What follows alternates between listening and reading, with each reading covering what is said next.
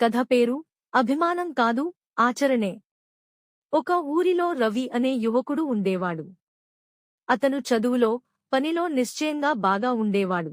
కాని అతనికి ఒక పెద్ద బలహీనత ఉండేది.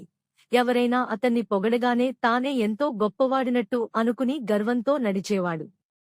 ఒకరోజు అతనికి నగరానికి చెందిన పెద్ద కంపెనీలో ఉద్యోగ అవకాశం వచ్చింది. ఉద్యోగంలో చేరిన మొదటి రోజే అతను వేసుకున్న దుస్తులు చూసి కొంతమంది అతన్ని అభినందించారు. వావ్! నీ డ్రెస్ సెన్స్ సూపర్ బ్రా! అంటూ. ఆ మాటలు విన్న రవి, నన్ను చూసి అందరూ మెచ్చుకుంటున్నారంటే నేను ఈ ఆఫీసులో బెస్ట్ అవుతానని డౌట్ లేదురా అని తనలోన తానే మురిసిపోయాడు. ఆ తర్వాత రోజుల్లో రవి పనిలో శ్రద్ధ తగ్గించసాగాడు. సమయపాలన లేకుండా ప్రవర్తించడం, జూనియర్లతో అహంకారంగా మాట్లాడడం చేయడం మొదలుపెట్టాడు.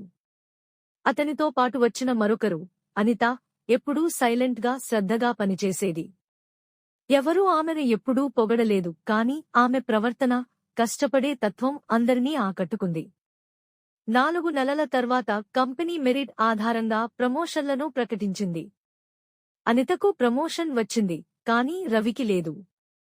రవి ఆశ్చర్యపోయి మేనేజర్ను అడిగాడు, సార్, నేను కూడా వర్క్ చేస్తున్నాను కదా, పైగా నేను అందరితో ఫేమస్ను కూడా. అప్పుడతని మేనేజర్ నిమగ్నంగా చూసి ఒక్క మాట చెప్పారు, నువ్వు నలుగురితో ఎలాగా ప్రవర్తించావో అదే నీ స్థాయిని నిర్ణయించింది రవి. పొగడ్తలు స్థాయిని చూపించవు.